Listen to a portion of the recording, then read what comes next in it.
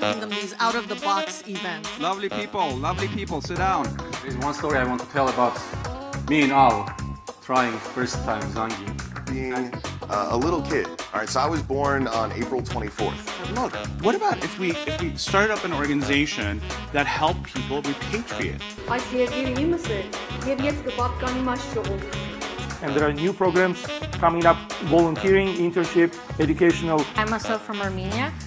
Nigel Sharp is from England and Alessandro is from Italy.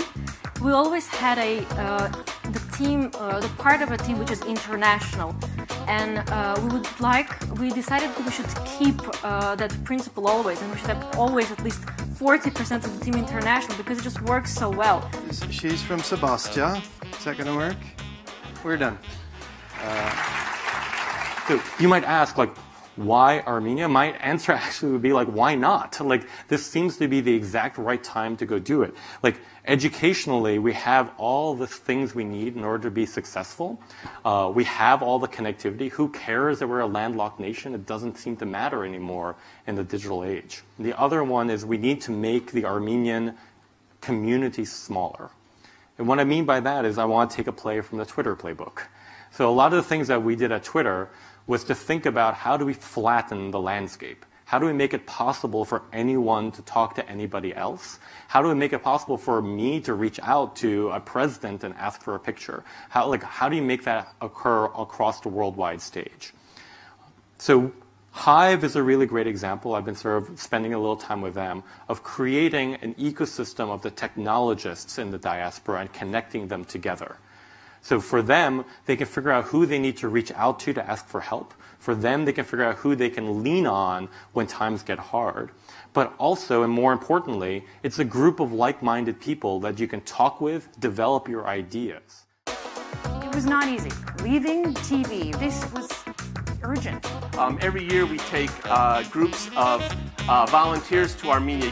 Materials about this Armenian life in the Ottoman Empire. I also realized that it was not only us who was looking for the ways to present, it was also the audience who was waiting for us.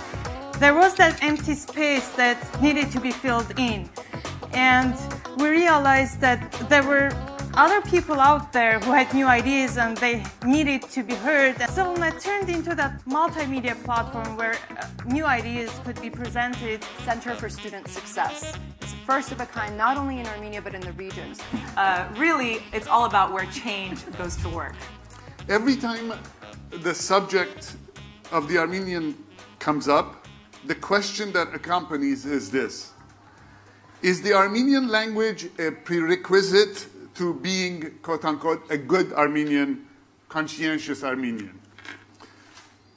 The question, by default, is completely absurd because when we talk about the loss of the Armenian language, we should put it in the context of a national calamity and not a personal one. Yes, the language might not be essential on individual basis, but it's definitely crucial on national basis. Our history is not relegated to the genocide. The genocide is our biggest massive catastrophe. It is the cancer that eats us. But this is not the beginning or the end of our history. And just looking at the images of Greater Armenia, going from Greater Armenia to what we became in the 20th century as the Armenian question. What question? We're not a question mark, we're an exclamation point. They have completely revolutionized what children think they can do. And they have completely changed adult minds about what children can do in this world.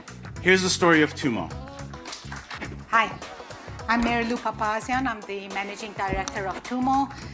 In 1994, NEPAC was officially registered. And we are kind of connected with many of these organizations, activities that you heard today. To go to Armenia and do community service. I mean, there's a fundamental question of, like, what does it mean to be a people right now?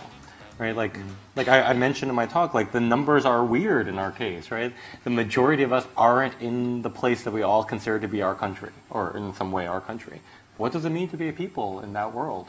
What does it mean to be a people where our connective tissue, our the things that we're building as opposed to being physically in the borders of that place. So what is community for us now? That's my question. How about what it means to be Armenian?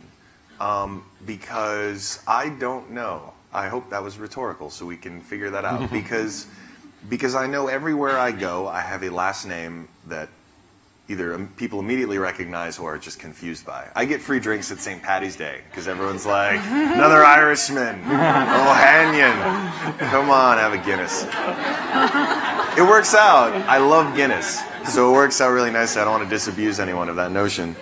But no, I tell people I'm Armenian. I'm obviously very proud of it. But like I said, I wish I knew more of the language. I wish I had a closer connection to so much of the culture and faith and things that I think historically defined us as Armenian, but yet still who I am, I feel incredibly Armenian. But I probably don't check off a lot of the boxes. And I know we take credit for a bunch of people.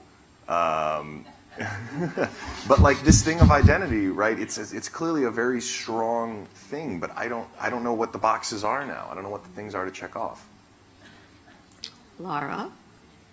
I think our community center, online or off, needs to be the place where we support each other. And if we don't care to support each other, then we have no business calling ourselves a community. Whether you're in or out is a personal choice. Whether that's an activity or enrichment or a lecture or conversation or mentorship or And that can be virtual? And that doesn't take away from the power? No. Absolutely not. It can be virtual. All the better. I can understand what it's like to be Armenian. Well, I've been to Isfahan, so I can understand, luckily. But not all of us get that opportunity. I think Scout's book is incredible because you get to see the beauty of other places. We're doing great. We're fascinating. Do you know how fascinating we are? We're and humble. No, but we are not. I'm not saying we're better. We can be grounded in the things that are great about us without thinking we're better or worse than anybody else. Tilt your head and look back. This is what innovation means. This is how many people care about innovation today, right now, in this hall.